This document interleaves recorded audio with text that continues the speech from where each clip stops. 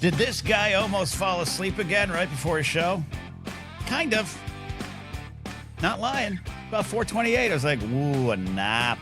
A nap would work. But we are here for the Blathering Live. It is a Thursday,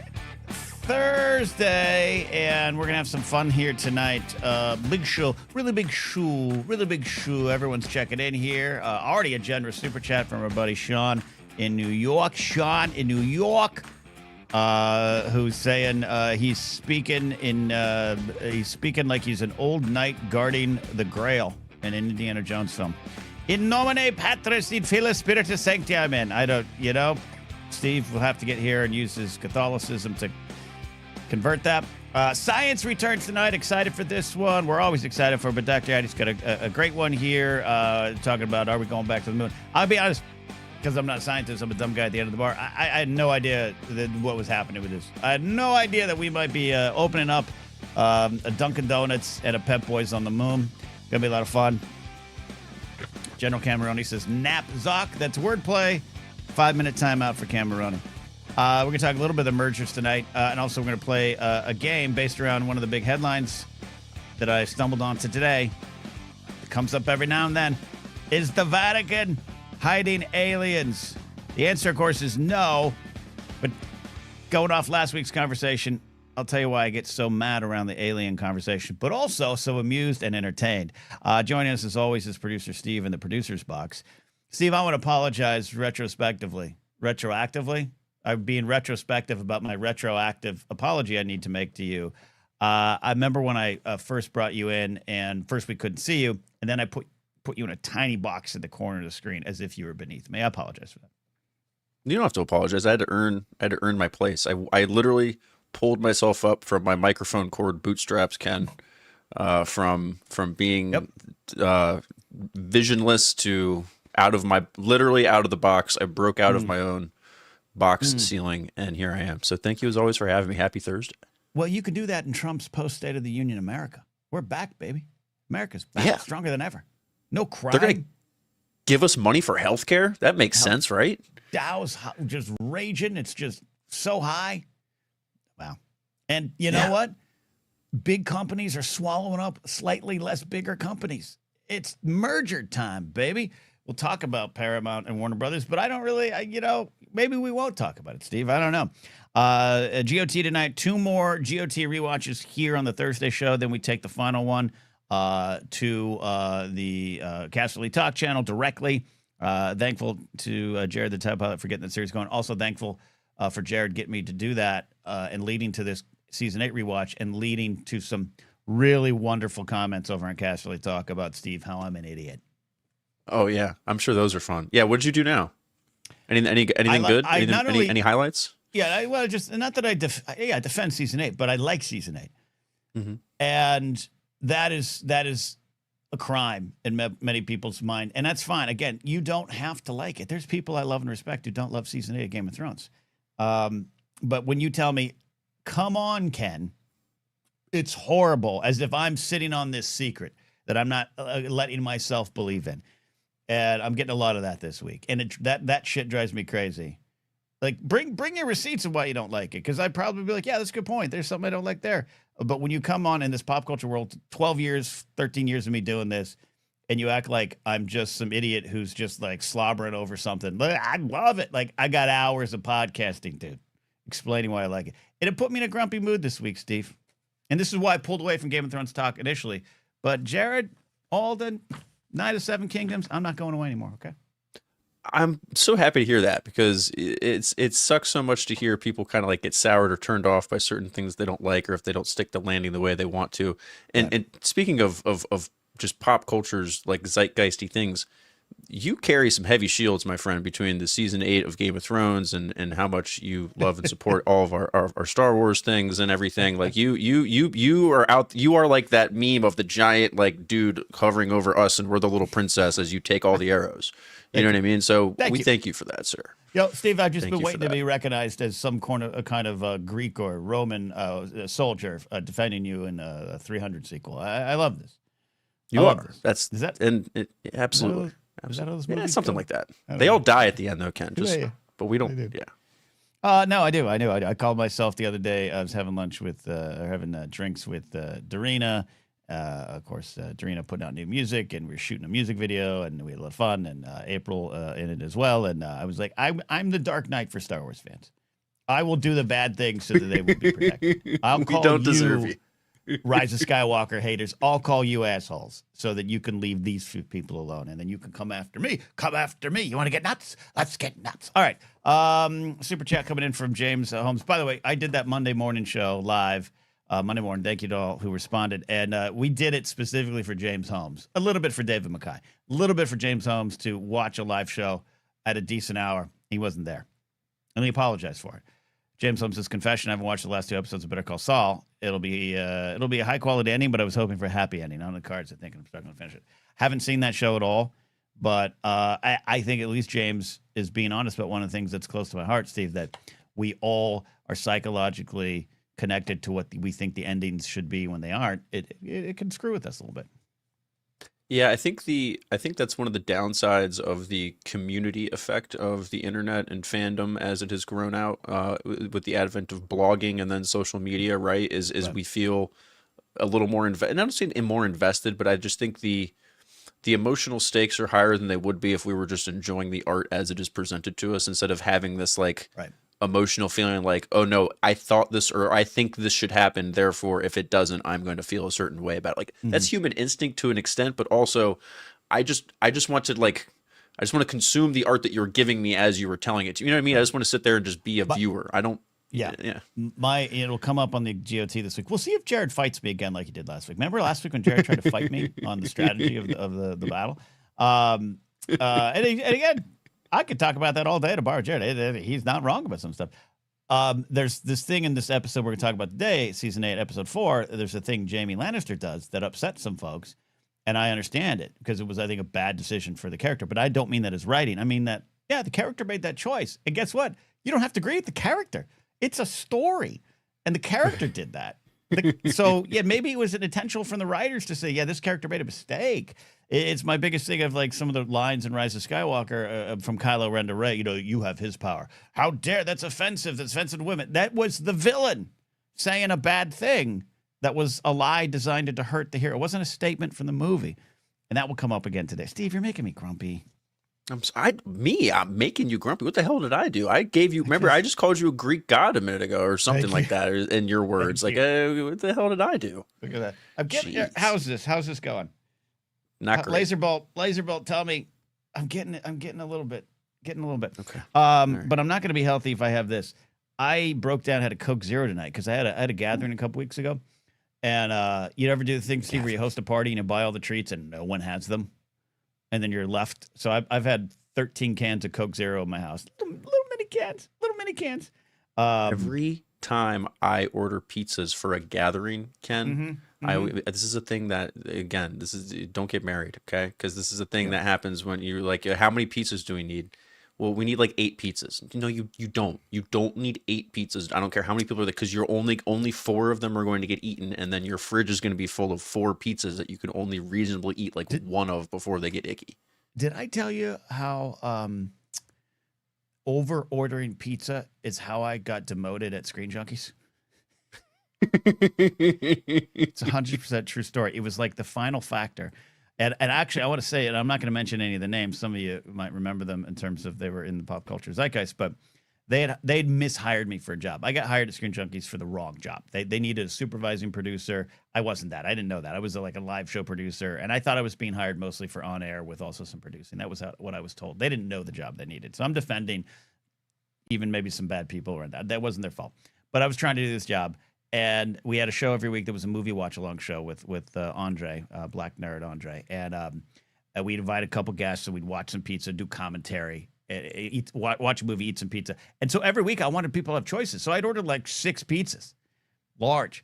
And then at the end of every week, 5.5 pizzas would be left. And I'd stick them in the break room. And I'm like, whatever, this company's got money, man. Their money's falling out. They brag about how much they're. And that was the final decision that maybe Ken doesn't know how to be a supervising producer. You fucked up the pizza budget of all things. Like, we're spending $242 every week on pizza, and I think if everyone had eaten the pizza, and I realized it was a problem because I caught them talking about me, my bosses. I walked around the corner too fast, and they were like, "There's just so much pizza. There's just so much pizza." And so I was like, "Oh, it's an issue." And so like the next week on the show, I'm like, "Anyone want pizza?" Like I'd keep coming in, like, "Hey, pizza? You want a pizza?" And I did. I lost my job. That's on management to at least try to make a correction at some point and be like, hey, maybe we don't order pizza. Maybe we do something that's a little more like a la carte-ish so that, you know what I mean? So that we're not left with the overhead, or just here's $100 budget, make it work kind of thing, you know? Yeah, you know what? When you give me a blank check, I'm for the people, Steve. I'm for the people. And I'm going to spend every bit of your corporate money on pizza for the people. And by the way, I usually took about one home every week, so it worked for me. Yeah, well, now that's embezzlement, and I threw something like that, and now you're going down a shaky road. My early days of security, you know how many rolls of toilet paper I took for the office break room? There you go. Jared says Ken 2028 for the people. Also, Kate is checking in, but this is my favorite comment of all time. Hey, Ken and friend. Steve's a friend. He's a friend. At this point, he's a friend. Yeah, he's a friend. I'll take it. All right, so the merger that just in the last hour or so, when I was playing a little Madden. Had a little lunch outing today, Steve. A little lunch outing. It was the highlight of my week, and had lunch with a little snack with a great person. And I came home and I was just like, I'm gonna play some football. I'm gonna play, and that's when I was fall asleep. This merger, Netflix announcing we're not gonna counter. We're not going to raise the Paramount offer to buy Warner Brothers. This is what Trump wanted. Not that Netflix would have held strong on the resistance line against Trump and the administration, but the Ellison family, which is the creepiest inbred-looking Targaryen family all around, will probably eventually, unless someone steps in, unless some monopoly breaker-upper Teddy Roosevelt ghost comes in and breaks this up, they will own several brands, IPs, media outlets. It's not looking good. But so, Steve, I care. Okay, I care, Steve.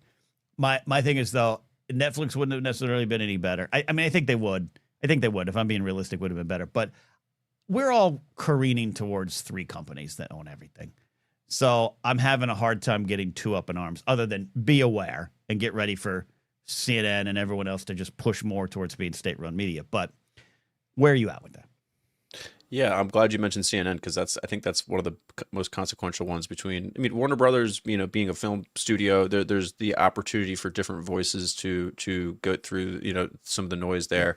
But something like CNN, you're going to see what happened with the CBS effect is what the talking heads are calling it, where you're going to see someone like a Barry Weiss installed at CNN, and it's going to sound different than what you've heard it before. And CNN's kind of been going down that track, honestly, since kind of the tail end of Biden's term anyway. So which sucks. That's not the most shocking thing in the world. Yeah, it sucks. I like CNN. I like Wolf Blitzer. I've always liked CNN. It's a trusted news source for me. Maybe because when I was in high school and the Gulf War erupted, like that was the news we were all watching. Peter and Arnett and Charles Sean, all those folks hiding under beds in their hotel room while the war breaks up. And I think that is a shame and dangerous. Anyways, I cut you off a little bit. No, you're fine. I mean, the thing I'm concerned about is if they go too far right, you can't. One side of the news spectrum cannot house both Wolf Blitzer and the guy at Fox News, Jesse Waters. Now not Jesse Waters. He Sean was Hannity? the safe with the safe, the empty Geraldo safe. Rivera. That's it. They can't both be on the same side. If CNN goes too far right, it's too unbalanced. Like something's going to happen there. So I think that might be part of their downfall. It's too much. Sorry. Love Star Wars. No, I really agree with you. But this is why supporting independent artists, independent channels, independent news sources, and as long as they're trustworthy. I mean, we got this fuck Nick Shirley running around on YouTube convincing every Republican clutching to their rifles that there's super amounts of fraud in Minnesota that, and we know there was some, and that whole thing's been talked about, but or that now he's coming out here. Did you see the latest with that fuck that he went to a UPS location in Southern California, I think in San Diego, and was like 30 people are registered to vote here and gets everyone all riled up for voter fraud. It's an apartment complex with a UPS store at the bottom. Funny how that works, right? Funny how that works. But you can't convince my relatives that he's absolutely a big fuck. Our word of the day. So anyways, Okay, yeah, support that stuff. There you go. And you know, and shout out to those who have time to swing over to Culture, Faith, and Politics with Pat Conkey Tuesday nights live show. Addie was there. Ethnic. I've just created a new nickname for his Vetnik, Ethan in chat. Ethnic. We're gonna call him Ethnic now. Yeah, it's quicker. Thank you for that. All right, so Steve, I do want to get to some calls, and then we got science at the bottom of the hour. If anyone has sins they want to confess, please get in here. Call in if you're a channel member. Get in here and get in the private chat and let us know you want to confess some sins. Have a lot of fun doing that. We want to keep them going. We didn't get a lot of sins last week. Addie had a great sin, and you know we can't put the burden on this segment on Addie, Steve. We can't tell her go out and sin every week, so we have a segment. She's too wholesome. Fair. We need you guys to be more naughty and come back and report back and ask for. Yeah, speaking of naughty, Brady says when we doing confessions because. I'm going to confess y'all. Brady may have had a stroke when he typed that comment. I don't know what's happening there. Brady, do you smell toast? Do you got any toast there? All right. So Steve, producer Steve.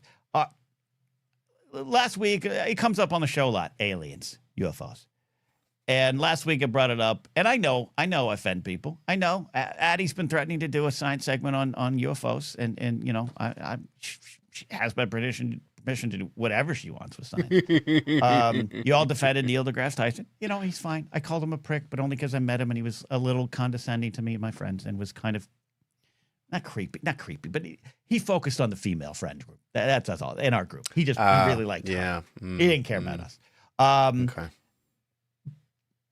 I'm willing to concede, Steve, that yes, maybe as Jared the TIE pilot who flies around in a spaceship in his bedroom thinks that maybe somewhere else in the galaxies there's some other species. And maybe they do look like walking mattresses or blobs because they don't look like us. Maybe there's some microbes hanging out on some planet we don't know. I get that. I'm never fighting against that.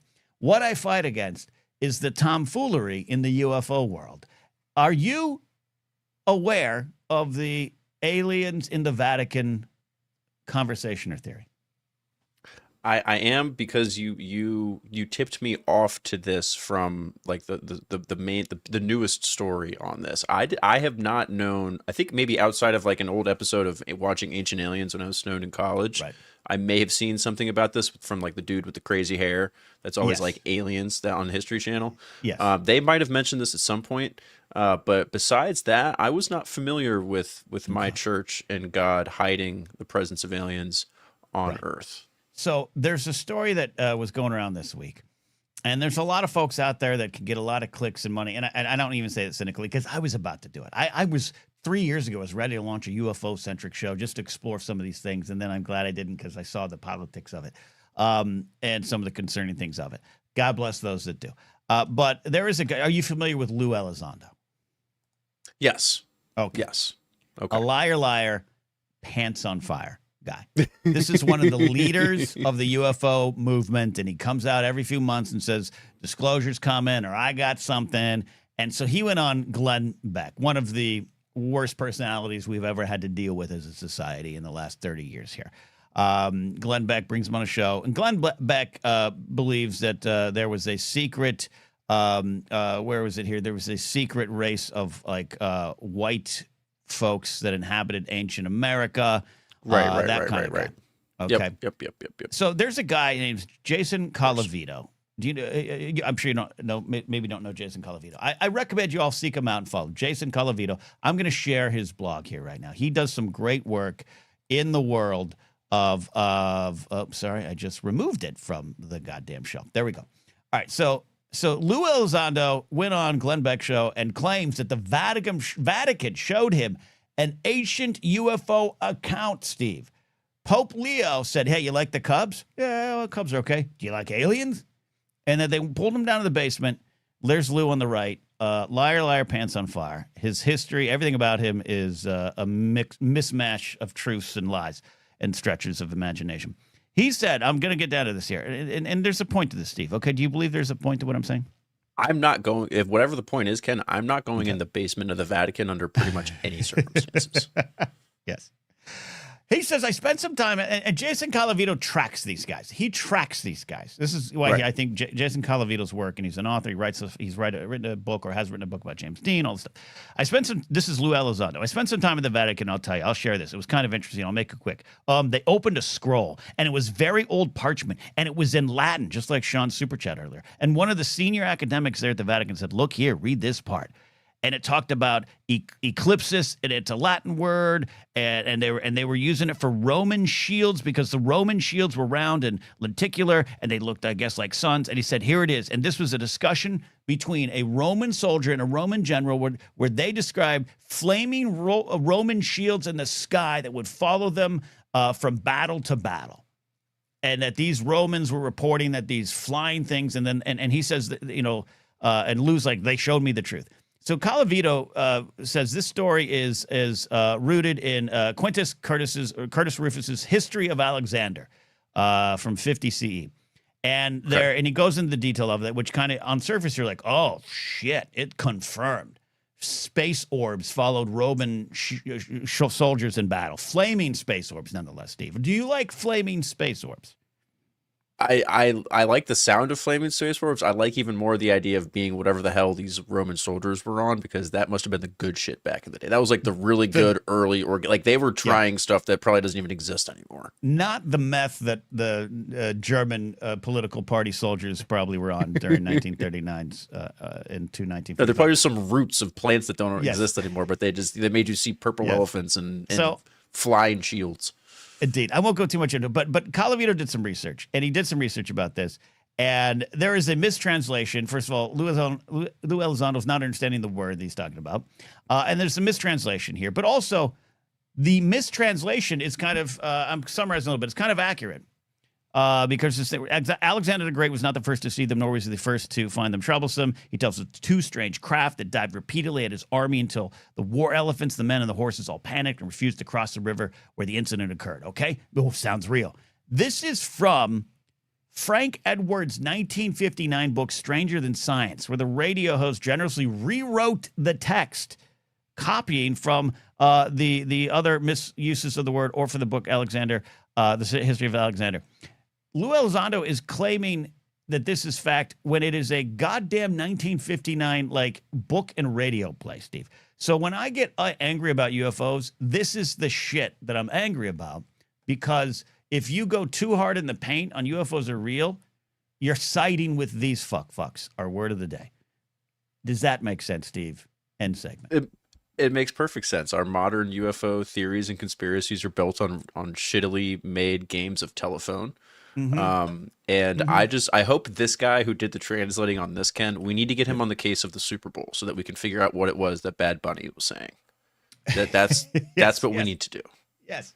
So that that's a matter of national security to make sure we know how our children are being influenced. Yeah, Addie says, to be clear, I've never even signed saying UFOs are right. I know. I'm joking with you, Addie. I'm just saying, this is why even when a nice boy like Jared comes in and goes, hey, look, man, saucers are real, and I hope they beam me up. I want that for him.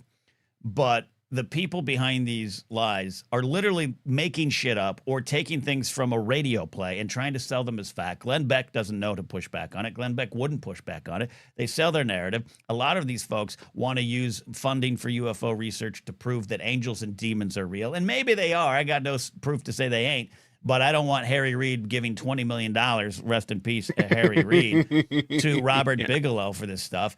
Anna Paulina Luna, Tim Burchett, Matt Gaetz. These are the people leading the governmental push for disclosure. These are the people. And they're all in bed with about 20 of the same people that have been doing this for 30 years, 40 years. George Knapp, almost 50 maybe, I don't know. And that's where, and I saw this story this week, and I was like, I want to talk about it. So when you all get upset at me, and don't lie, Jared, some of you do. You think I'm being an ignoramus, that we're the only ones in this universe. I still think that. But this is why. I go hard in the paint from these guys, Steve. Okay? You know what would be really good for Schumer or Jeffries right now is to say, hey, let's invest $40 million into whether or not angels and demons are real. So that way, when this all goes to hell, we'll actually know if we're going to, if any of this shit is real, if we should ask for forgiveness. I'd like to put $45 million into a program. To see if we can get angels on our side when it comes to Donald Trump. I just want a strongly worded letter from God to Donald Trump. Is that what you're saying? That'll go well.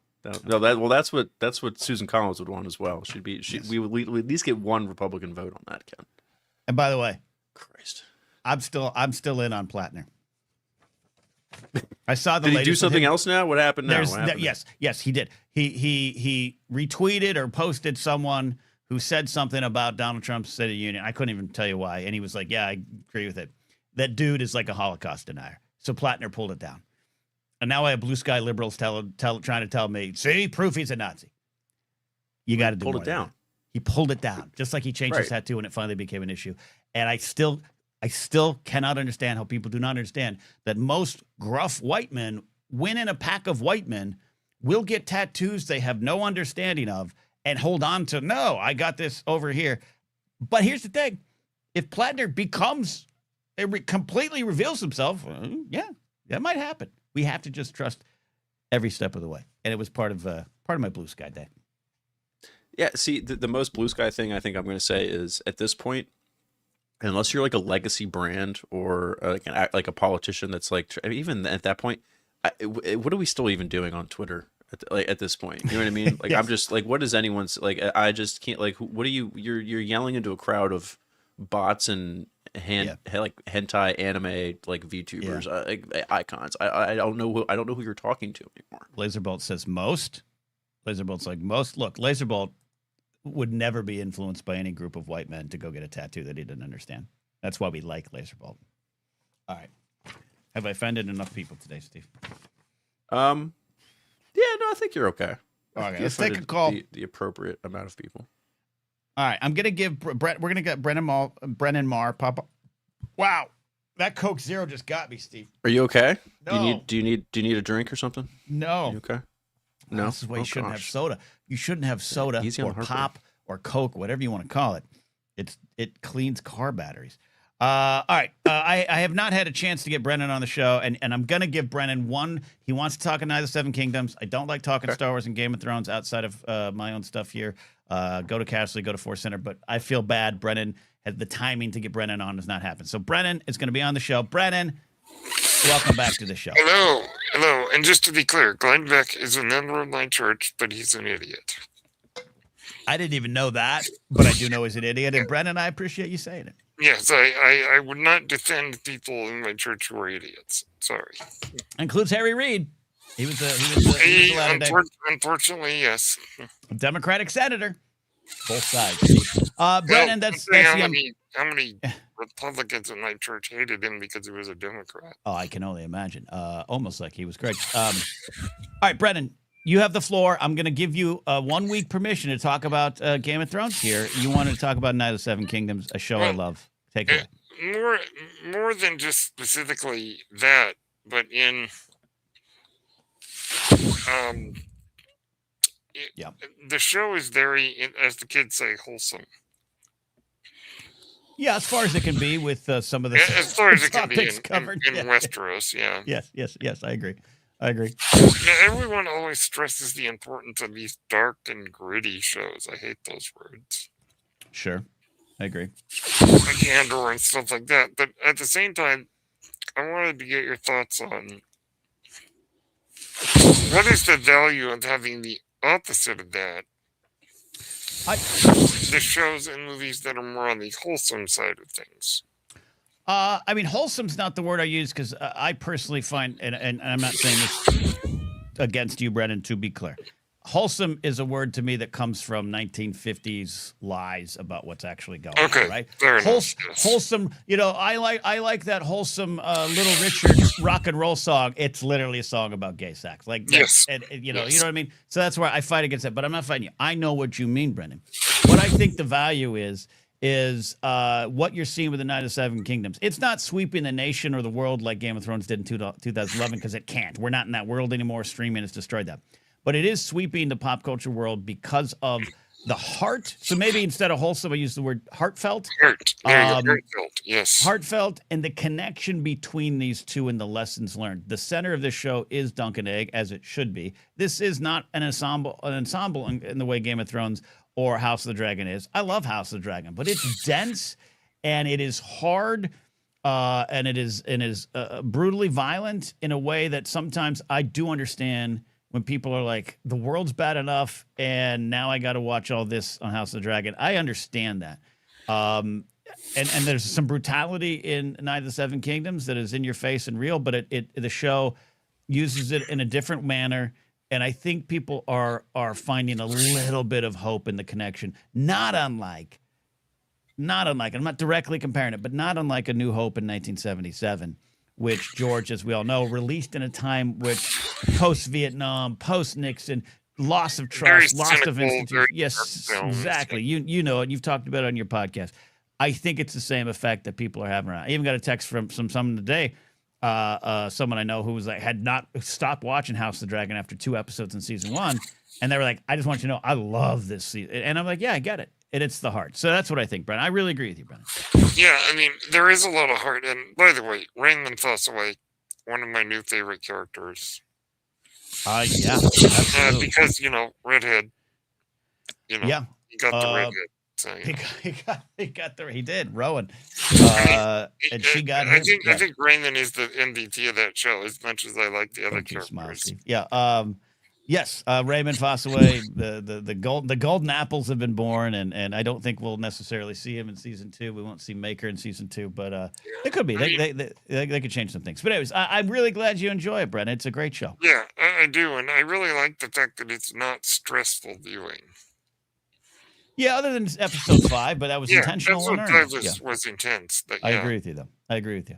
And it's a valuable show. I've been talking about Casually Talk. It's a valuable show that is going at concepts of masculinity, patriarchy, misogyny, sexism, all those kind of things that come from men, and I think it's doing a great job analyzing it. As much as we need shows like Andor and House of the Dragon, we also need the other side of that. I think so. I think it's and hopefully the Mandalorian and Grogu will be that sort of the heart.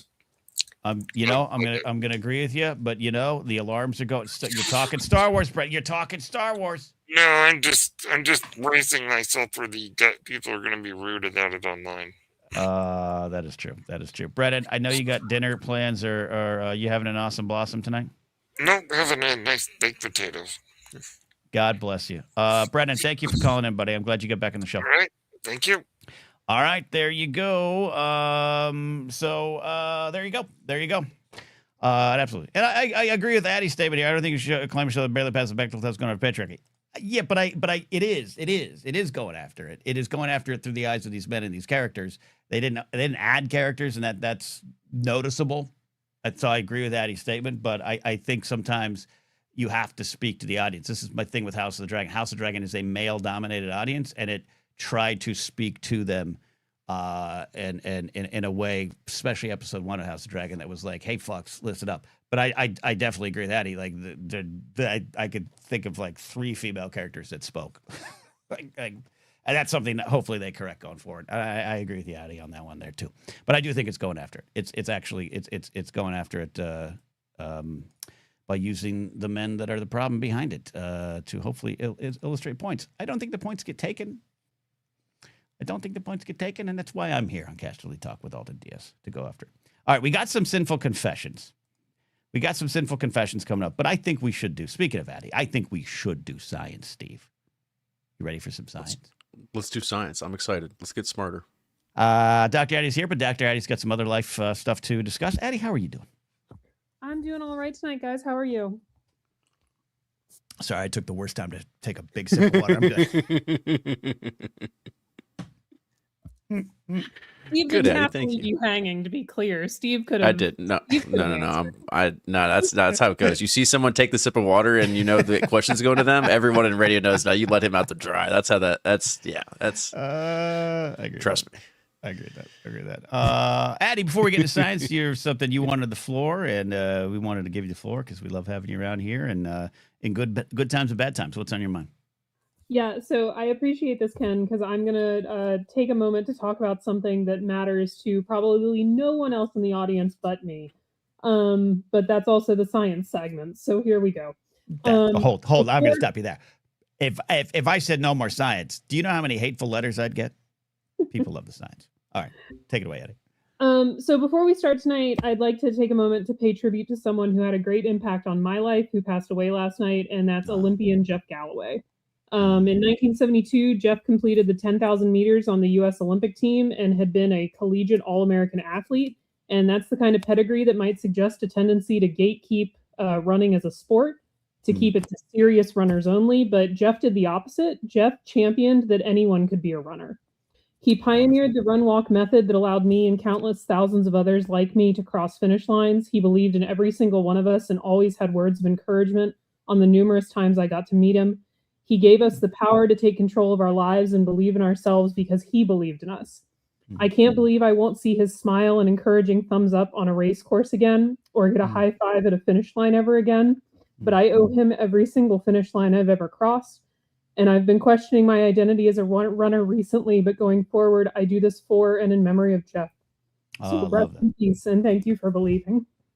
Oh, Eddie, that's so great. And I really love what you're saying about this gentleman that I did not have the pleasure to know of removing some of the boundaries to what it means to be a runner, right? And look, you said he was 72, 1972? He was an Olympian in 1972.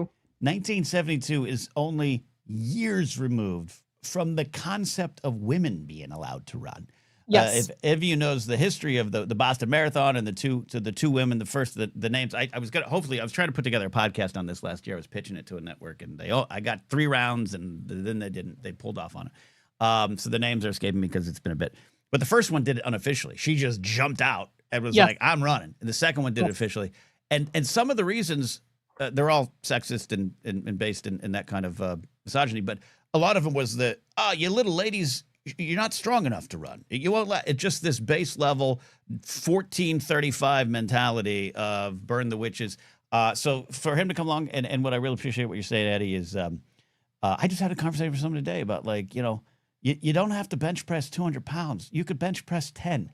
You don't have, or a friend, Emma Fife used to always say, I love Emma Fife. Emma Fife used to say, sometimes she'd hear people like me go, like, nah, I'm not a gamer. She's like, fuck that. You're a gamer. Do you play games and enjoy games? Yeah, you're a gamer. There's no definition that you have to be beholden to. So, Addie, I really appreciate the theme behind your wonderful, warm tribute. Yeah, and that was exactly Jeff's philosophy, that if you ran for 10 seconds, you're a runner. Congratulations. Yep. I can't run for 10 seconds, so I'm not a runner, Steve. You're muted, Steve. I was trying to be nice and lay out there in case I made some noise in the middle of Addie's very heartfelt message there. Addie and I and everyone appreciates that. Yeah. No, I'm just happy. I can consider myself a runner. I can go for 10 seconds. Like, I can go at least 30. And then I get that pain that's in, like, right above the hip in the bottom right. It's not like in the middle of the chest where you think you're going to, like, die or, like, fall over. I just get, like, a cramp, like, bottom right. I don't know. It sucks. I don't know. Addie, what cramp is he he talking talking about? Do you still have an appendix? Yeah. That's what hurt when I had my appendix removed. Well, I don't need that, right? So you're saying if I get rid of that, I can run like oh shit, that might be what I need to unlock my midlife peak here physically, Ken, is I need to get rid of my appendix, then I can really. I just saw the story. I cannot confirm how real it was because it's one of those things you're scrolling on Instagram and you're like, all right, I guess I'll believe it. That Mary Steenburgen, the actor married to Ted Danson, went in for like some brain surgery in 2007. And when she came out of it, she was musical. She suddenly had musical abilities she didn't have before. She wrote a bunch of songs. She worked with people. I don't know how true that is, but I saw that story and I'm like, this is great. So Steve, you come out of this appendix removal, you're a runner. You're an Olympian. Right. It's like, or like the kid that gets hit with a baseball bat and they can speak German. You know what I mean? Like we need true. Yes. Right. So we need, like, that just tells me, like, it sucks that, like, Elon Musk was the closest one, like, mainstream wise to, like, try to put a chip on our brain and, like, try to, like, unlock some of this shit. But, like, there's a seed there. There's something there. If I can just bonk you off the side of the head and you can start speaking Spanish, Ken, or like sing an octave higher than you would have before, like, it's all there. We just got to figure out how to deal with this untapped potential. I don't think you need to bonk him in the head to get him to sing an octave higher. Well, okay, then maybe that was a bad example, but maybe to speak German, you know, maybe for the German. Addie, I don't like to request side segments because I'm too dumb, and I want you to go where your heart tells you, or our audience goes, because in the Discord you guys can ask things. But if we can get if we bonk Steve in the head, will he speak Spanish segment. I would love that. And maybe we should actually try it. I'm not endorsing the trying it, but we can definitely look into it. The show's health insurance policy is not strong enough for that. But go ahead. I agree with that. Do leave your science requests in the Discord. Mando, I promise I'm getting to it. Mando. Yes. Go into the Discord, join up through Patreon, Ken Napzok, Patreon page, patreon.com/Ken Napzok. You know how to get there. Addie, so I put it on the thumbnail because I was intrigued by this. Obviously, I don't keep up on science news as much because that's why I value you and your presence here, Addie. I understand what NASA is. Oh, by the way, I just found out, everyone. There's been a building in my neighborhood that I've been like, what the hell is it? It's a weird, suspicious building with a fence and people go in and out. It's the home of one of Bezos's Blue Origin programs. Just found this out. Oh. Just found this out. Anyways, Eddie, I was not following what's going on with, I don't even know how to say it. Is it Artemis? What is it? Artemis. Okay. Oh, there it is. Take it away. It's your science segment. What do we got? This is fascinating. All right, Ken. Well, guys, we're going back to the moon. Love it. Artemis 2 is going to be a mission coming up here soon. 4 astronauts flying aboard NASA's Orion spacecraft. That's NASA's Deep Space Mission spacecraft. Okay. And I'm going to talk about the rocket here a little bit, and then we're going to talk about the mission, and then we're going to talk about why in the world we're doing this. So, please. Orion is a marriage of the reusable space shuttle, which was retired in 2011, and the Apollo Gemini spacecrafts, which were single use. So parts of the Orion spacecraft are reusable, parts of them are single use. The command module, famously, of the Apollo and Gemini spacecrafts is what is really being used again. And then I believe the rocket that sends it up is what's reusable. Because we learned our lesson with the space shuttle that reusing things that go through re-entry eventually ends badly. Yeah, unfortunately, yes. So Orion was conceived in the 2000s before the space shuttle was retired, and it was selected in 2006 for the NASA Constellation missions, but the Constellation project was abandoned, and so Orion was repurposed in 2010 for going to Mars. There are 6 to 12 of them on order. 4 of them have been built, 2 of them have been launched, and 1 has already been retired. For reasons? So far, we have spent $30 billion in developing these rockets. Look, I'm not saying that money could go directly to the folks needing food and healthcare, but maybe some of it. That's all I'm saying. Don't buy the first version of the new Apple product, and don't get in the first version of the rocket. That's just a good life advice. It was threatened to be defunded in last year's famous defunding of all of the government things, but it was eventually funded as part of the Big Beautiful Bill. All right. Artemis 1, because we are talking about the launch of Artemis 2 tonight, so you might be wondering, where in the world did Artemis 1 go? I am. Artemis 1 was an unmanned craft that was launched to test the Orion as a concept, especially the famous, infamous heat shield, which is vital to re-entry of the spacecraft.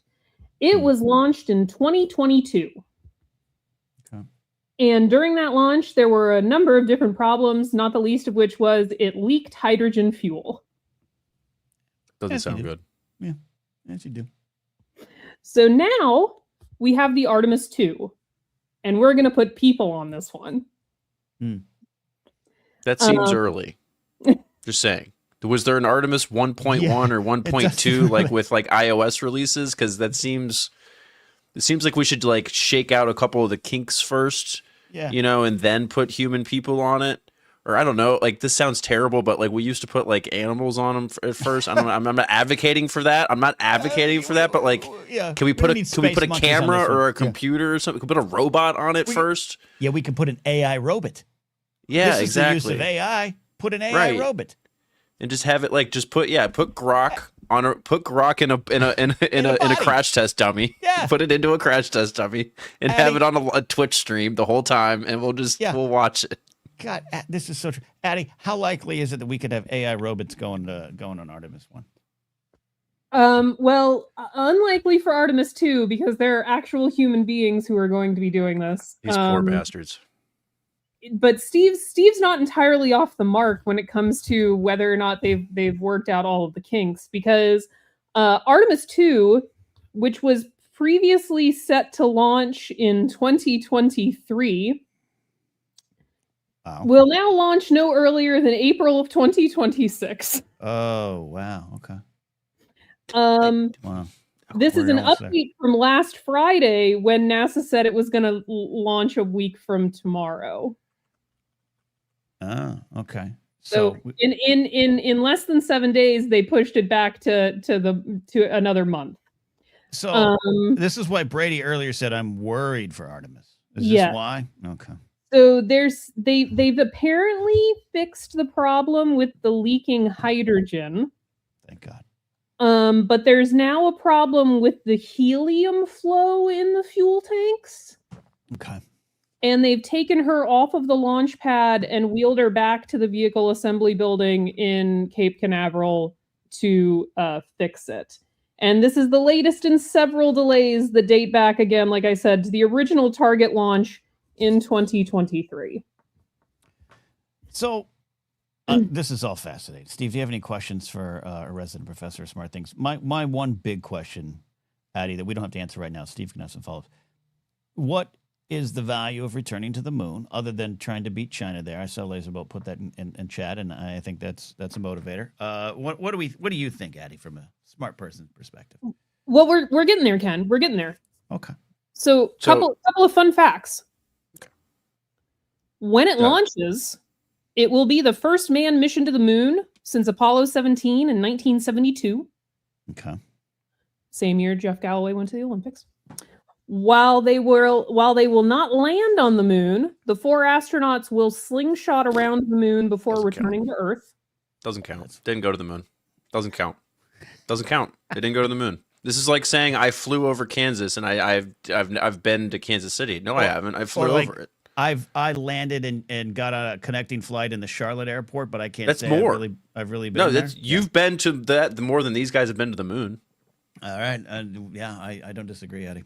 Yeah, no, that's bullshit. If these guys go to a bar and try to be like pick up a girl and be like, "Oh, I've been to the moon," I'd be like, "No, you didn't. Bullshit. You flew past the moon." Steve at the bar. Is this fuck saying he went to the moon? I did. Tell that to Jim Lovell, the pilot of Apollo 13. Anyway, Christina Koch will be the first woman on a manned NASA mission to the moon. Mm-hmm. And Victor Glover, who will be the pilot of the mission, will be the first person of color on a manned NASA mission to the moon. Nice. Now you're just making me look like a racist, but thanks. So now to the question we're all asking, why are we going back to the moon? Why are we going back? According to NASA, this is the official NASA logline: scientific discovery, economic benefits, and inspiration for a new generation of explorers. That's such a Trump 2.0 bullet point like press conference thing. That's so lame. God, they got the NASA too. Damn. Sorry. It is also the necessary steps for an eventual manned mission to Mars, because it is the proving ground of the necessary technologies to send astronauts to Mars. Right. Okay. Right. That's what I figured. Mars. It was all about Mars. Gotta build that Dunkin' Donuts on Mars. Now, there is also slated to be an Artemis 3 and an Artemis 4. Oh, love a good slate.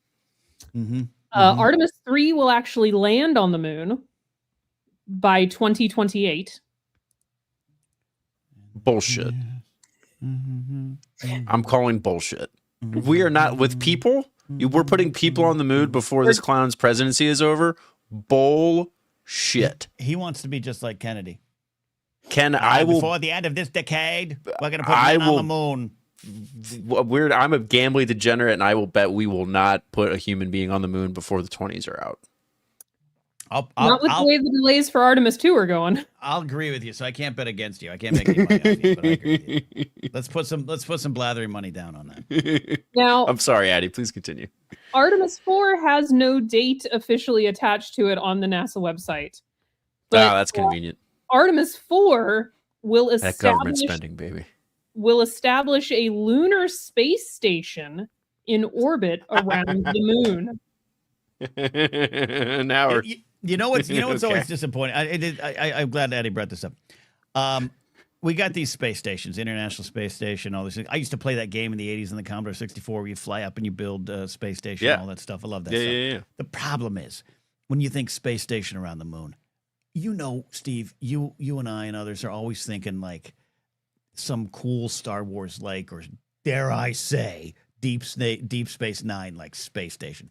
And it's just a bunch of modular tubes connected together. We've got to get better space station designs.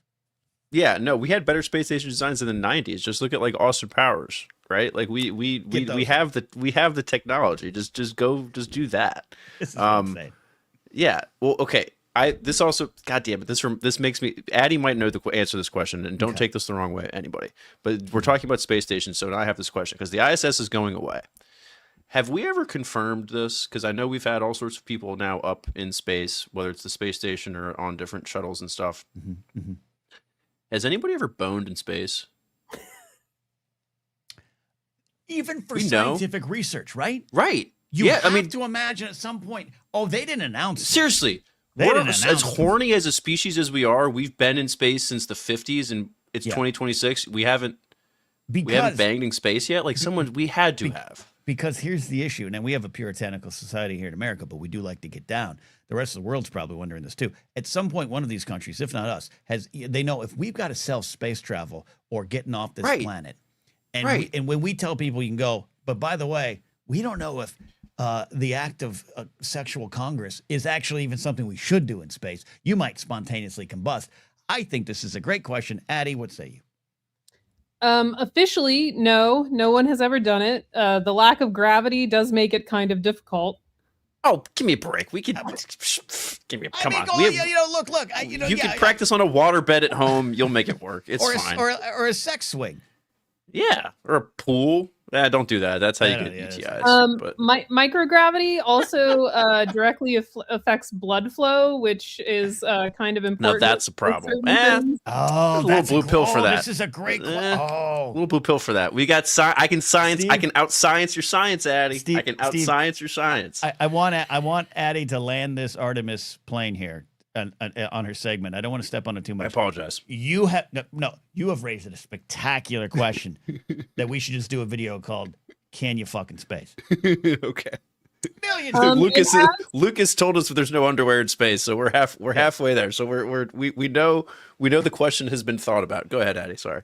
It has been shown that rats can conceive and rat embryos can develop in space.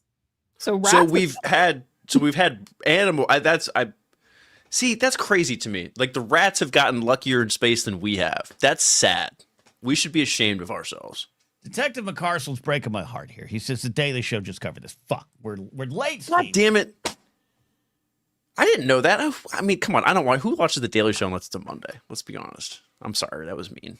I shouldn't have said that. I do like the Daily Show. The other hosts are good. I'm more of a YouTube catcher. Yeah. But yeah, go ahead. I know you probably. All right. So let's land this plane here. Take it away. So yeah, we're possibly going back to the moon. Hopefully they continue having what they refer to as their wet dress rehearsals. So if they haven't already, we're going too soon, Ken. Come on. We're going too soon. Come on. With the Orion spacecraft. Yeah, they are.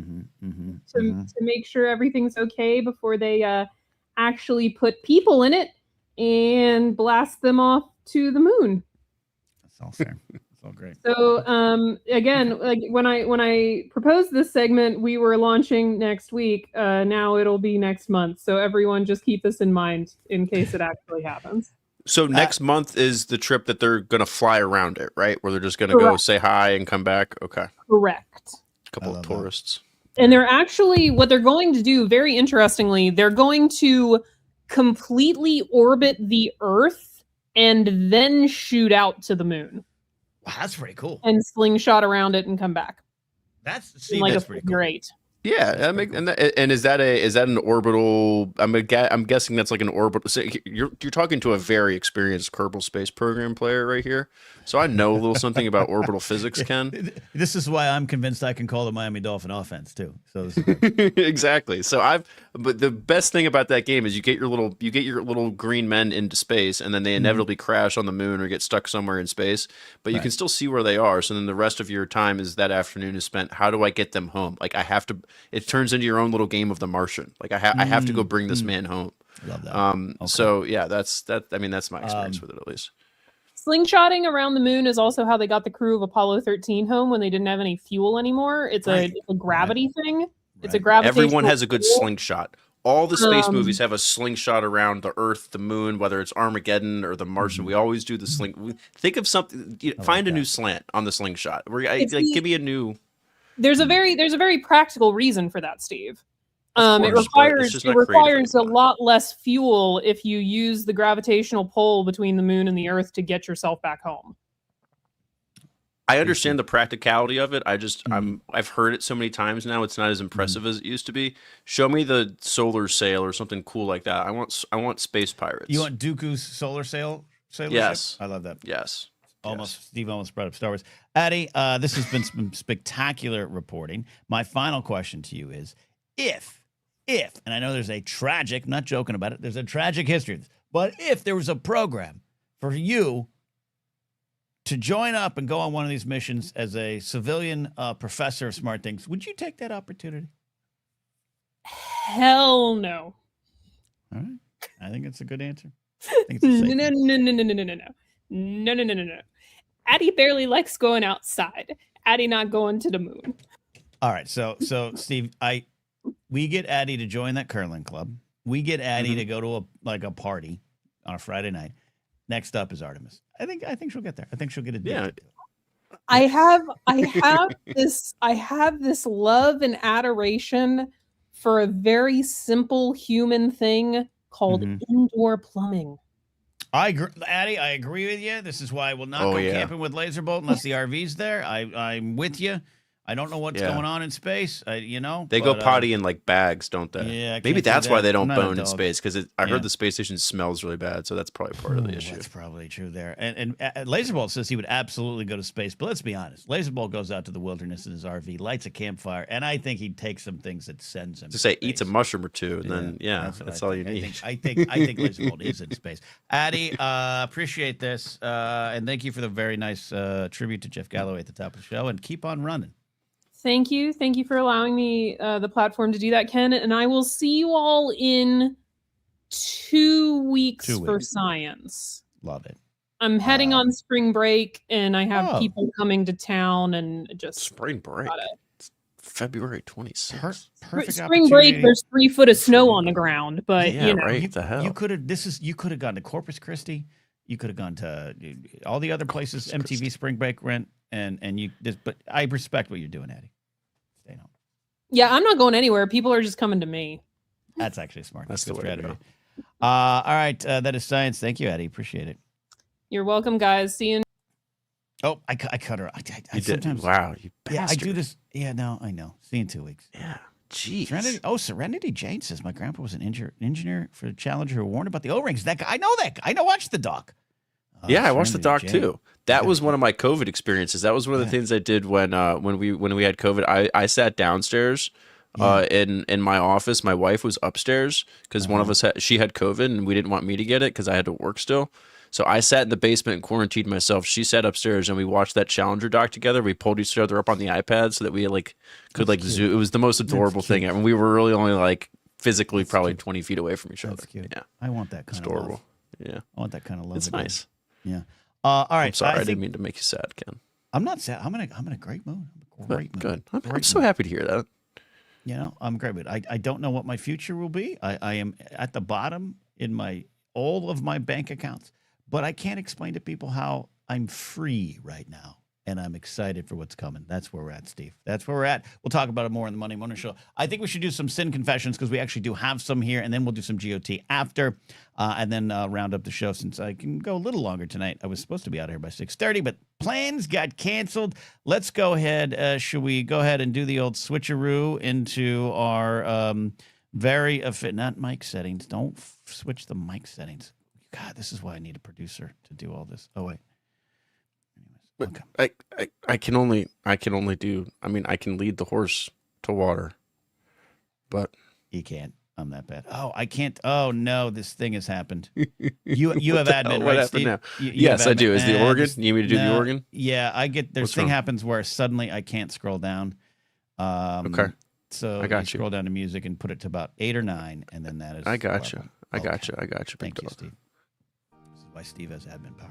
Perfect. Yeah, all right, first confession of the day comes from a little dirty boy who's been traveling the country and the world looking for some of that stuff they don't do in space. It is 898-4M. Brady, how are you doing? You make it seem a lot more interesting than it actually is. I mean... What'd you do, Brady? What did you do? What'd you do, Brady? This happened in the past. First of all, I want to say, JMB better get in here. He has a... Come on, JMB. Come on. If you're listening, get in there. Mm-hmm. But anyways. Sounds like a rat to me, Brady. But what did JMB do? Did JMB do something wrong? He's going to confess. He better come in. Anyways. JMB, you can also put it in chat. No. We take confessions via chat. We also take money via PayPal, Zelle, or Cash App. Or Venmo. All right. Brady, you're confessing an older sin that has... held you down, weighted you down for a while. Is that what I'm gathering? It's been on my shoulders. It's been weighing me down. Mm-hmm. 10 years ago, I was a young lad. I was watching the Jedi Council for the first time. 10 years. And I saw 2 gents. Okay. And I thought, they look really similar to each other. And then some episodes, it would be just the one of them and just the other, and sometimes I could not tell which one was which. And here I'm confessing to you, Father Ken, that it was you and... Wait, the name is blanking on me. Shit. It's a horrible confession, Brady. Mark Ellis, Christian Harloff, John Schnapp, MFI. Jedi Council. Yeah. Mark Riley. Anything? Oh, wait, no, yes. It was you, Ken, and Mark Riley. Okay. And y'all, I want to say, y'all don't look anything alike, but when I was a young lad, it confused the hell out of me. Okay. So, Steve, help me on this one here. I don't know how. I was really hoping Brady was confessing some scandalous make-and-whoopee story. Right. I was hoping he cheated on the San Francisco girl or something already. Yeah. Right. So, all right. So let's reset this, Brady. So, especially for those who don't know who I am too much. I mean, if you're one of the 35 people watching live, like this video, also, thank you. You probably know who I am. So 10 years ago, you were watching, Jedi Council on Collider Video. Yep. You watched a couple episodes, and you liked the show. You didn't agree with everyone, but you liked it. And then you saw me and Mark Riley on the show, sometimes at the same time, sometimes at different times. But when we were on at different times, you couldn't tell us apart. Is this the sin? Yes. Okay. Great opinions, though. I love the opinions. Yeah. Not tell who was who. Riley didn't like Solo as much as me, but I understood. Detective McCarthy says, the middle-aged white guys do look alike. All right, so this is true.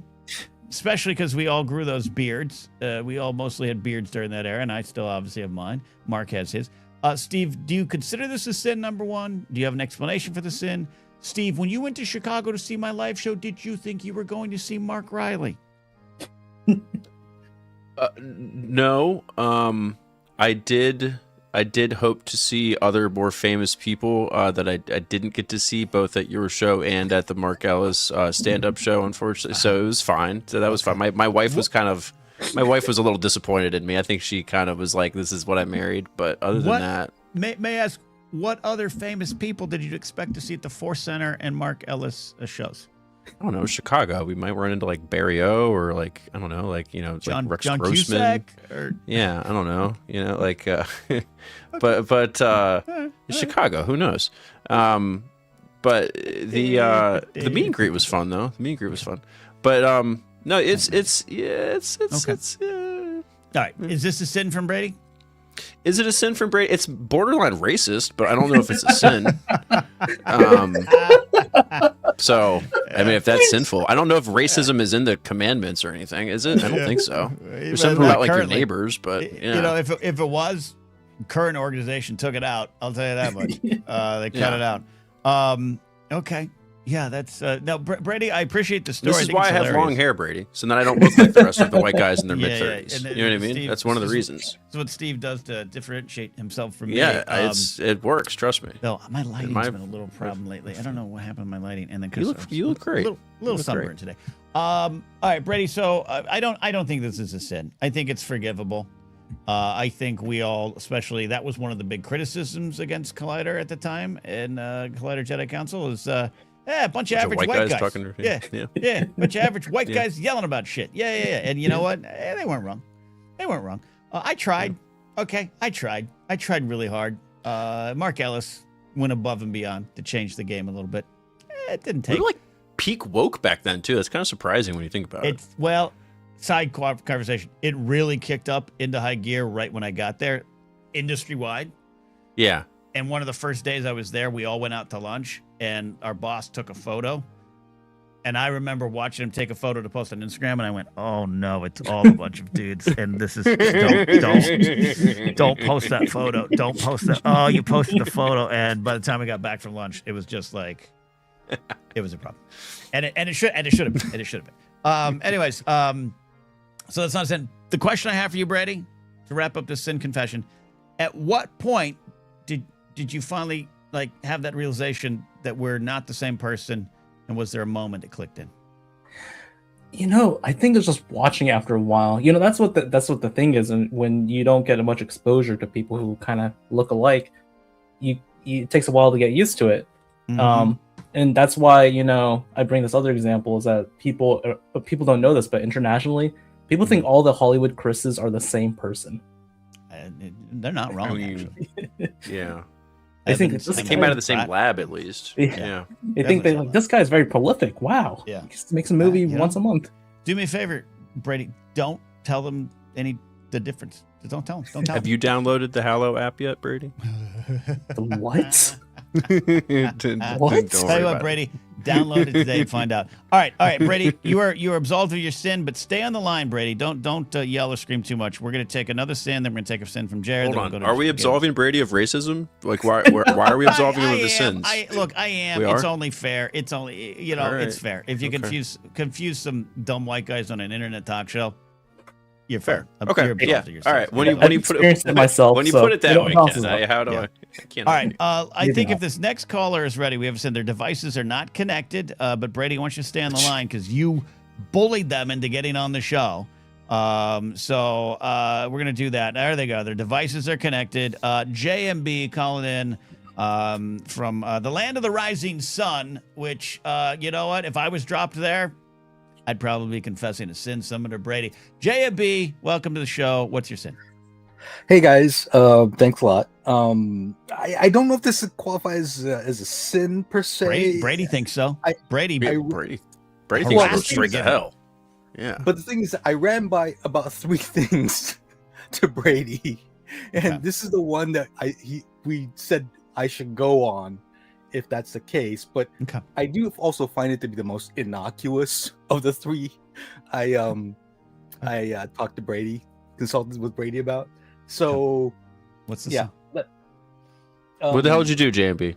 JMB, what'd you do? So, shortly after I took a break from college, I was working at this art supply store, and it basically supplied all the art stuff from for college students. What college? What college? It was the University of Colorado.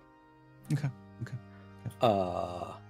Which pretty much not doxes me, but like it gives you exactly the idea of what place I'm talking about, because there's one right across the street from. Yeah. Anyway, I don't watch college football. I don't know. So anyway, so while I was working there, we had a new person come in, and she took over one of the. I think maybe it was somebody else that was quitting, or maybe she just was filling in because we had extra slot. She was there. But she was married, but her husband hadn't moved out to Colorado with her because he still had work back from the state that they were from. And we got to be pretty close. Not like did you bang a married woman? Just like let's cut through this. Let's cut through the shit. Did you bang a married woman? Wait! I thought the whole point was I was supposed to tell this story. The whole point is to absolve you of your sins, and I'm trying to land the plane a little bit here. Did you have coitus with a married woman? Let's get fucking. Yeah, right. I mean, that's like if you're. I mean, just look, man. I have questions. All right, so you got. Is this true, JMB? You don't have to use the full. You don't have to perjure yourself. It's just a yes or no answer. I do not recall, Senator. Okay, so that's okay. Continue your story. We'll interpret that as we'd like. Go ahead, continue. Okay. I apologize for derailing. It's okay. So anyway, so dog you. We wound up hanging out a lot. We eat lunches together. We go out to movies and stuff. Love that. And one evening. I don't know if we're coming back from like dinner or a movie, but she was dropping me off at my apartment. Sweet. Okay. And we're talking, the whole time back, and we get to a point where I don't know how the conversation took this turn, but we're talking about like people getting together and like relationships and actually, getting exactly I know exactly how you get into those conversations, but go ahead, continue. Yeah. Getting to the point of talk about sex, right? Sure. And we're just kind of just blabbering along, stream of consciousness stuff, and then we get to the apartment, and I pull I push the truck at the door of the truck open, and hold on. You said you pushed it, like you reached across. Oh no, she was driving you. No. And I'm the passenger side seat, and she's driving. Anyway, so I go to get out of the truck, and she, like, this thing, I don't know. It still kind of like haunts me to this day because it seems innocuous, but I knowing what happens later on, I kind of get what I think what she might have done with it. What happened? She goes. So it's like, she says like something to the effect of like, sometimes you just have to ask for it. She says, and we'll say paraphrasing, sometimes you just have to ask for it. What was and this said you had a relation, Jay, you're just talking about love, dating, everything, friends, just having friends. And she answered that, okay. And then what happens next? And I pause and I'm like, yeah, I guess. And the thing is that like to get to Steve's part of this is that we never actually did anything, right? Okay. So there was no consummation. I did not sleep with a married woman. And the thing is that I knew she was married. Next time, just lie. It's his radio. God damn it, JMB. Go ahead. Yes. All right. So you know, I'm speeding you up a little bit. Yeah. I can drive 3 trucks through the story here. You did not, but take me to this moment. What was said right before she said that line, JMB? Oh no, we were talking about sex. Like we'd gone through the arc of like, meeting somebody and then maybe having a relationship and then getting to the point in the relationship where you get to the point of sex. Expectations. And so it was like, I don't think there was any doubt in my mind of what she was talking about. The thing that still quote unquote haunts me to this day is that I don't know where she was going with that, other than perhaps maybe she was making a pass at me. Okay. Yeah, no shit, dude. Okay. So JMB, Jesus Christ. The aliens, there are bigger signals coming from the non-existent aliens than this. Oh my God. Sorry, Ken. No, you're good. But so JMB, you got out of the truck? Yes, I did. Because I did. Like, I will admit to the fact that hold on. We got questions for you. You got out of the truck. What did you say? You said earlier, you said, I guess so, or whatever you said. Then you got out of the truck. Then what? Yeah, I said something to that effect of like, oh my God, we've lost Steve. Yeah, I said something to the effect of, yeah, well, I guess so, or something to that effect. Like, okay. Yeah. I was something like that. Yeah. I guess so. Yeah. You swung the door open and you got out of the truck. And then what? And then, then I just went home to my apartment. I was there, you know. I mean, what's the sin? I know she was what's the sin? What's the sin? What do you need forgiveness for? That's why. This is more of a confession than like a request for absolution. I think because sure. I was just like, okay. You know, let me put a bow on this. Let me put a bow on this. Let me put a bow on this. He feels bad that a married woman wanted to have sex with him. He feels bad that he went down this road of having this conversation. He enjoyed having the conversation. When push came to shove, he didn't pick up the cue that Stifler's mom wanted to bang the shit out of him, and he kind of dropped the ball, but it's okay, because at the end of the day, he probably did the right thing by not banging a married woman. So, JMB, what do you want, a pat on the back, or do you want to be absolved of your sins? Pick one. Yeah, I don't know. That's the thing. Like you do know. Here's the thing. Hold on. Here's the thing. Steve, you and I would kill at a bar. We'd be Cliff and Norm at the end of the bar. We got to actually do this here. Two dumb guys at the end of the bar. I know where JMB's at. I have been in the course of my life in these situations. I'm relatively a good enough dude, but there are those moments, maybe those conversations, maybe the work wife, I don't know, whatever it is. But you feel, Steve, that you're on a hiking trail and it started to rain and the trail is rock. And you know that if you take a step out here, you all might slip, right? You catch me? You get my drift?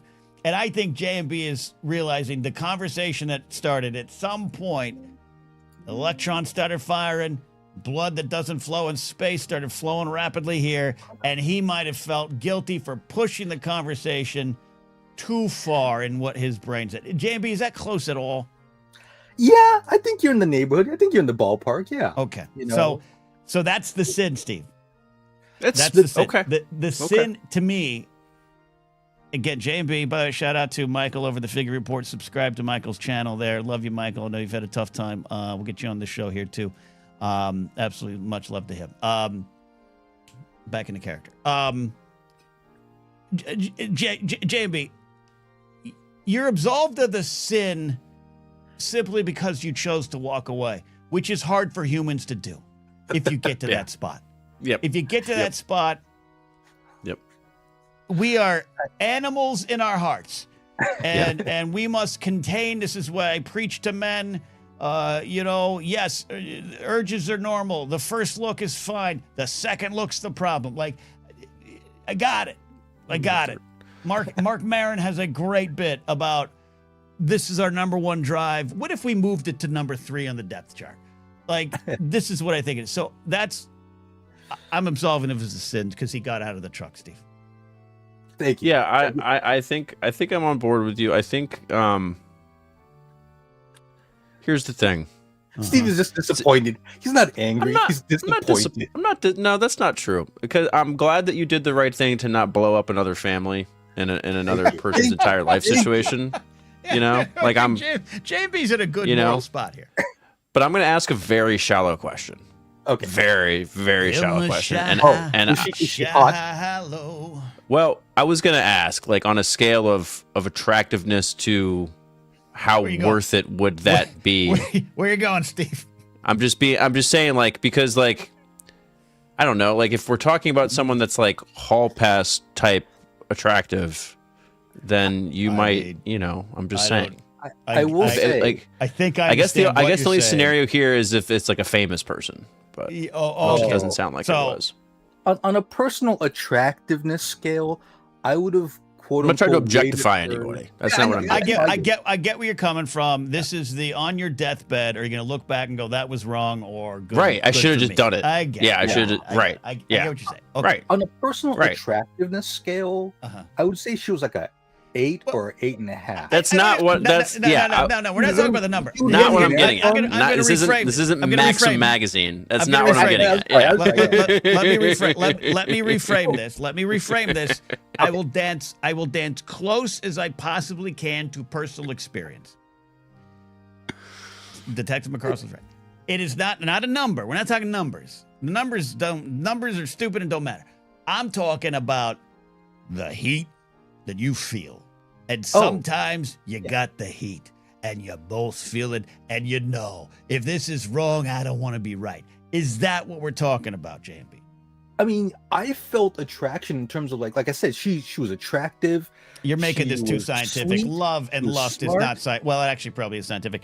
JMB, I mean, did yeah. you feel it in your loins? Or were you aware of this friendship that had been forming? I'm not accusing you of in the back of your mind. You're thinking, I'm just thinking, we're chemical, we're energy. I've been there where you're like, I got to be careful. I mean, yes, but again, there was this consciousness in the back of my mind that I was like, she's married. Why would she be interested? Why would she initiate? You know, Fair questions. It's complicated. Life is long. Life is long. The addendum to this, by the way, is the fact that this is a woman I went to go see. What's that movie with Mark Wahlberg? Boogie Nights. I saw Boogie Nights. Okay. At her recommendation. It doesn't matter. It doesn't matter. He committed hate crimes. She eventually. No way. But and she eventually. JB. I'm going to teach you all to podcast one day. Listen to me. What happened the next day, or what happened the next time you saw her? I'm trying to remember. Oh. I mean, I didn't perceive anything out of whack. But the problem is that, again, I'm dense as a brick. Right? Like I'm surprised I've had any intimacy with any women at all. Given I don't know about that. I don't need to know about that. That have led. All right. So no sin. You did the right thing, JMB. And by the way, JMB, this has been a fantastic story, and I've loved every second of it. I'm teasing you a little bit here. Razorbone's point about skinny dipping, she did invite me to jump in a pool with her as well. What the fuck? What the fuck? Where was that? Party. What the fuck was that? Where were you? Just came in the fourth quarter and threw that pass? This is a theme with you guys. You guys, the calls. You guys need to lead, right? Yeah. I'm Christ playing Almighty. a character named Ken that you recognize from other things I do named Ken. J&B, this should have been second quarter run play. Okay. Brady, are you happy? JMB, you didn't mention the part where her marriage ended sometime later. I did. Wait. I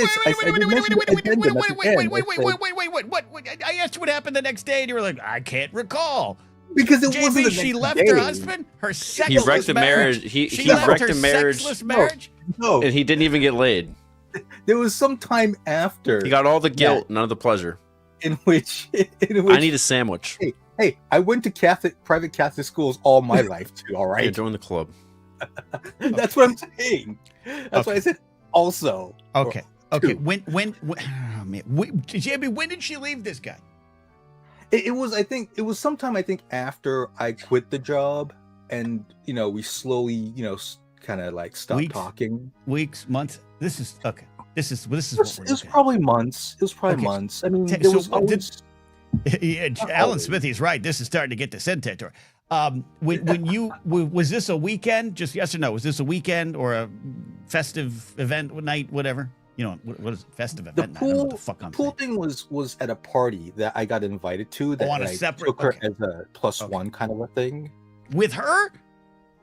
Yeah.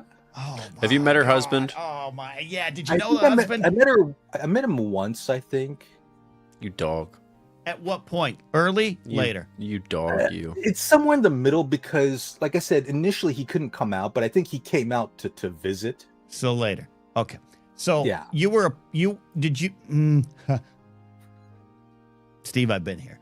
When you're the permanent +1 and someone comes up to you and goes, No. I didn't know you guys were married. And you're like, oh, we aren't. I've been there. That's all I can say. Christ. The closest I ever got to that was playing Call of Duty with a dude in college whose girlfriend I hooked up with the weekend before didn't know that she was dating anybody. Look, you don't need to confess your sin, Steve. All right, JB, we got to move on. We got to move on. I love this. More of this. Absolved of your sins. Go take this conversation to the Discord, and all details on the table next time. All right. All righty. Thanks, guys. Take care. All right. Love that. Brady, thank you, Brady. Thank you for the sin. We got a couple more sins here.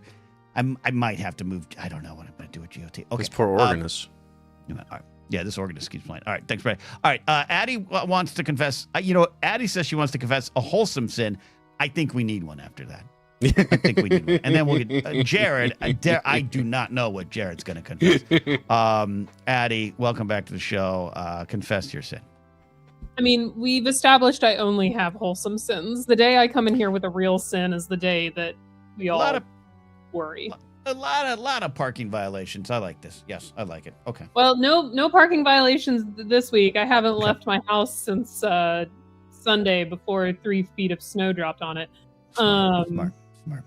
So related though, so as part of my Lenten observation, I've been trying to exercise more regularly. Great. Today I got dressed, put on all the gear, put on the shoes. Went to go to the gym because, as I've established, there's 3 feet of snow on the ground, so I'm not running outside. Smart. Immediately stepped on ice. The sidewalks, the parking lot, everything was ice this morning. Okay. Could not go to gym. Came home, took all the gear off, made no effort. Made no effort to go back to the gym at any point today when it melted. I am from California. It is 85 degrees today. Franny and I had to turn on the fan. Doggy sweatshirts off. You said stepped on ice and slipped, or just take me through that moment. Just went. So I could see that there were patches of ice, but I was hoping I'd be able to get a path to where I was going. Okay. The entire ice walk was just ice. I did not fall. Got it. You looked. You looked out and said the way is shut. It was built by the dead, and the dead keep it. The way is shut. And you turned and went home. Basically, it's self-preservational instinct kicked in. Okay. All right. So the sin is? I never went back. It thawed. It was 40 degrees today. I could have gone to the gym at any point today. I never went back. You still could. It is almost time. Good for it. It's good. Or you can stay inside. It doesn't matter. Steve, I don't think there's a sin. I think there is a potential. If that becomes a habit, it might be a sin against yourself. But I don't see sins here. What do you say? Sloth is a sin, Ken. So I don't know. I'm leaning a little bit here towards Addie, acknowledging she could have gone, here's the thing. If I'm going through the effort to put on all the gear and get on the shoes and then go, and then just to turn around, I'm at least going to knock out some crunches and some push-ups on my living room floor just to feel a little bit better about myself. Exercise. Yeah, something. Bands. Okay. Just to make me feel like I got my money's worth, but here's my other question. While it thawed, Addie, was it still icky outside? Cold and dreary and cloudy? It was not cloudy. It was a very sunny day. Christ, I was giving you an out. Just lie next time and say yes. Okay, but, that's fair. I still see no sin, but Steve, you say sin? Yeah, I say sin, but I'll forgive you for it if you promise to work out tomorrow. There you go. It sounds horribly terrible, but you know what I mean in context. I do know what you mean in context. Okay. Yeah. All right. And put on some jeans and jump in a ice bath. Yeah, there you go. There you go. That's what we do. Addie, thank you for that sin. You are half absolved. Report back in a Discord if you absolved yourself fully with the workout session tomorrow. I'm just imagining Jared on a stationary bike behind her while she's in the cold tub. Well, speaking of that, let's bring in Jared the TIE pilot. We'll squeeze it a GOT because I need that. We can skip. That's okay. You're not going to personally insult me. No, maybe I might reach out to you to see if I can do it offline as a. That's fine. We can do that too. Yeah. Ken, so this is Jared, your show. You get to decide. Goddamn right. You think you're the scourge of New Mexico? By God, I am New Mexico. Jared, this could go anywhere. What's your sin? Forgive me, Daddy, for I may have been bad. Oh dear. I mean, you've already set me up like that. So I don't. Was this a sin or was I righteous? So I got was at work today.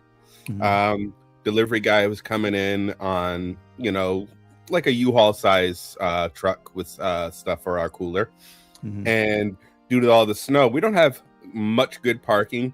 But obviously, make sure that our 2 handicap spot, the standard 2 handicaps with the cross ramp access in the middle. Fucker pulled into both ramp access and 1 handicap spot to make his delivery. And I get it. There's snow. There's not much. But I still made his ass get the fuck out of my handicap spot because I can't stand that shit.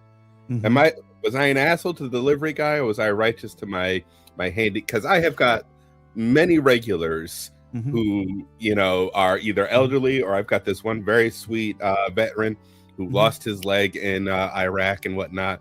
So that shit just pisses me off. Look, I don't know. I don't think this is a sin. In fact, I think you stopped a sin. I think you cleared a sin. I think you did what Jesus would have done.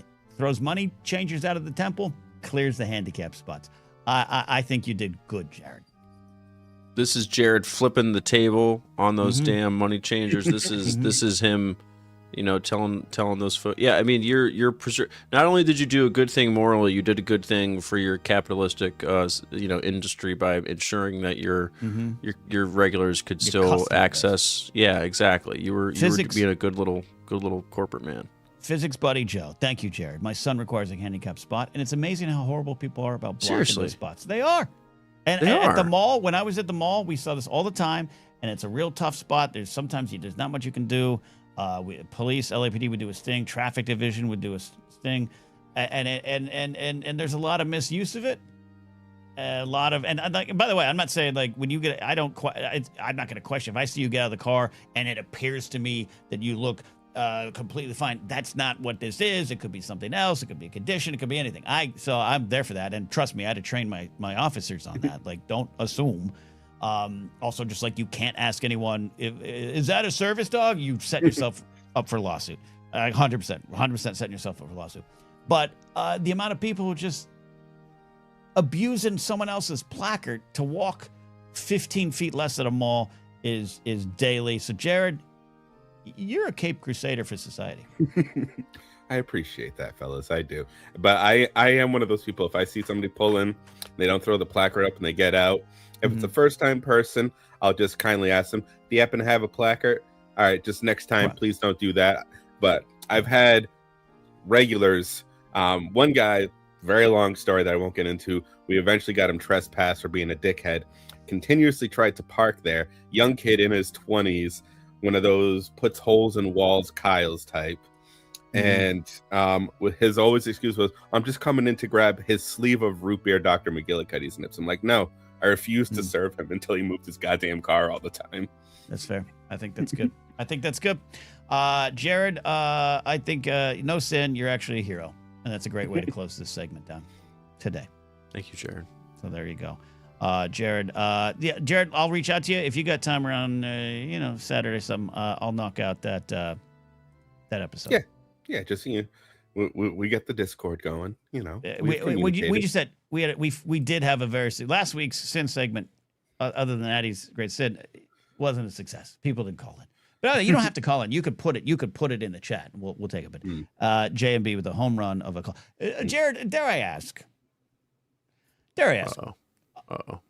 Have you ever found yourself in that kind of situation, and how did you get out of it, or what did you do? I knew he was going to do that. Yes, but the one time I knew I was in like a similar J&B situation, I knew I was like, no, I'm not a home wrecker. We're gonna avoid that. And then one time in college, I was the used side piece to make the boyfriend jealous. I did not know she had a significant other at home. Say that again. One of my family members showed up in Facebook, and I want to say hi to baby Gloria out there. Anyways, so what did you say? What do you say? What you used a side piece? Explain that again. No. So met a girl at a birthday party. Okay. Had a great back and forth for like a couple days, then got ghosted. Exactly a year later, got a message from her. Hey, do you mind picking me up from work and want to hang out? I'm like, and this was back in the day when it was the classic, yeah, you can come over and watch a movie line. Again, had no idea she had a boyfriend. Came over, shenanigans happened, and then got ghosted again immediately. 2 weeks later, I saw her at college. I was working in the college bookstore. She came in for textbooks with the boyfriend that she had been with the entire time. And apparently she did it to make him angry, jealous, get back at him for some other thing. So I was not aware of it, but I was a unwilling participant. That's a good way to put it. I got it. What happened then at the bookstore? I just couldn't help but start giggling. I said nothing, did nothing. I was like, this is not my place to ruin this. But as soon as she saw me, turned as white as anything. And as soon as he saw you, or she saw me. She didn't know. Okay. So yeah, we didn't acknowledge it. I was just in the corner kind of laughing about it. I'm like, Steve, do you have any follow-up questions, Steve? I have one question. You said you know she did this on purpose to get him, and you know that stuff happens. I've seen that happen many directions, all ways, all people. Mm-hmm. When did you find out that information, Jared? Was this the moment? 72 hours after. But by a friend. By a friend. A friend said, "Hey, Jared, you know that lady friend? Yep. Got news for you. Dating Ted." Exactly. That's when you found out. Okay. Yep. Okay. Steve, any follow-ups? No, I mean, I think you're a victim in that scenario. Like, what did you know, right? So it's not. And at the same time, I'm like, he took some swings in the batter's box. Yeah, but I mean, it's hey, they're a couple of consenting adults. They're not married. You know what I mean? It's a whole nother ball game, and you're not actually married. Like dating's a whole thing. Dating's a construct. You kids do what you want. It is. I'm gonna hold on to that one. Ooh, yeah. I like that. That's a good segue, Steve. Speaking of baseball, this was going to be my post BOT ask and hang up question. Okay. So the review process for balls and strikes came in. We had Sox, and I can't even remember who the hell we're playing because I don't pay attention to spring training. The robots are here. I think it was the robots are here. 6 for 9 overturned, and not even like close ones. It was one right down the middle called a ball overturned to be like, no, this is like the most strikety strike you can strikety strike. I saw some of that. I think it was maybe a Pirates game. Maybe it was multiple games. Yeah. Look, it's a review process. For those that don't know what we're talking about, the Major League Baseball organization has instituted a challenge system where batters can challenge the called ball or strike. A computer system will then immediately say, yep, it was a strike. No, it was a ball. And uphold or overturn the umpire's decision. So this had been happening a lot. And I think it was 5 straight pitches in the game. Yep, he hit the first 5 challenges. All were overturned for the umpire. And I was watching some dude on like a TikTok who was just making the facts, and his thing was like, so when is the ego going to take over for the umpires, and they're going to try to like throw out the friggin' ABS thing out of the game? You're out of here because. Yeah. Because the egos on these umpires are real. Soon, no, it is. I don't know what, Steve. I don't know what to think about this yet. I saw the clips, and it I don't know. I know it's trying to make the game fair. I get that angle of it. Here's what pisses me off the most, and I'm not sure if they're actually going to go through with all of this, but what the part of it that I don't like is they are taking information away from the viewer as they implement this. Because apparently one of the deals in this process is, how when you a lot of the telecasts you see the little strike box, and then the ball will then show on the strike box as to whether so they're going to make it a little bit more ambiguous now, so that it's less telling if it's a ball or a strike from the visual indicator that the viewer is seeing. Because the umpire, like they want it to be less controversial from like the viewer's side of the game. That is the dumbest thing I've ever heard, and I really hope they don't end up actually going through with that. Because I can't imagine. Like, I think I was the only person in the history of the world that liked when hockey had like the idea of like the highlighted puck, so I could actually see the damn thing. You know what I mean? Like it's like that. It's like in golf, taking away the little trail thing they do when they hit the ball, is you can actually see where the hell the damn thing goes. Yeah, it's not going back. You can't put this back in the box. No, the robots are here. They're here. I like the NFL replay system. Laserbolt saying NFL's considering making almost everything reviewable. I'm okay with it. Look, this is big money. This is big competitions, and if something's decided on human error, it's frustrating. So I'm not going to fight against it. I watch the clips, and I'm like, this isn't the game of baseball that I love. I love when an umpire. I've told the stories here. I like when an umpire can get pissed and call 3 balls of strikes on Don Mattingly because he wouldn't show up at his charity event. I think that's great for the game. I think it's great for the history of the game. I think it's part of the fun why I love baseball. But I'm not going to fight against it. There's a lot at stake, though a lot of it is all private equity. And I want to shout out my buddy June Lee. Check out June Lee's YouTube channel. He just put a video up today about how private equity is ruining sports, and it's the kind of the money controlling sports, and why you're seeing a lot of teams just don't care about competing anymore from an ownership level. June Lee is doing some of the best work in sports media. So Jared, there you go. I don't know if you had an actual specific question, but no, just the opinions on it, because I know that you're not the biggest. You like the human element of that. I like the human element, and I've always, I like it, but and this is the one thing I've always argued for. I'm like, I want to keep the human element to the point of balls and strikes. That's the only thing where I'm just like, no, let's keep that. You know, it's whether the more, person is safe at second or not without slow-mo. That's right. The human element I like. Right. You know, look. I think people would be more upset at me at my keep replay out of baseball take than we are alone in the universe. I think more people would be upset by that. Jared, thank you so much. I'll reach out to you. We'll do some Game of Thrones. Sounds like a plan, buddy. All right. I did it again. I cut him off again. Yeah, but he at least he finished his word for like the most part. So I feel really bad. I cut Addy out. It was like I threw Addy out of the bar. Oof. Especially after like we were doing the whole thing, like, you know, like women, you know, talking about like respecting women and everything, and then I failed the Bechdel test. I kicked Addy out of here. What at BlatherCon? Yeah. What shot or series of shots would it take for Addy to get kicked out of the bar? That's the question I want to ponder. Little fruit like shots type we of mix shot up, or whiskey, like tequila, combination of all. Jaeger bombs. What do you think? Yeah. I think that would be worth the price of admission to BlatherCon. I'm not forcing anything on anyone. No, of course not. I think it's the clear liquors. Those are the ones that are the silent but deadly kind. Yeah. Never done shots. She's never done shots. Yeah. So like three shots, got 3 lemon drops, and she'll be done. Yeah. Just kid stuff. Adding. BlatherCon 2028. That's the goal. Yeah. It'll be a safe environment.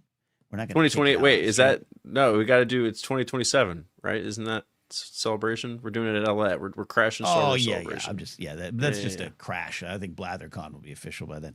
Okay. No. Okay. Laserbolt, a bartender, says a series of Jaeger shots. Detective McCarcel says Fireball.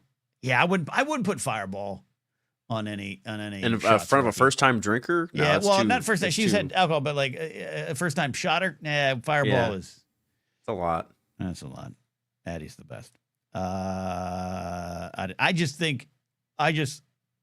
bet, much like when Laserbolt drops acid in the forest and it ascends to a higher plane, I think 3 lemon drops. I think Addy will solve the world's climate change problem.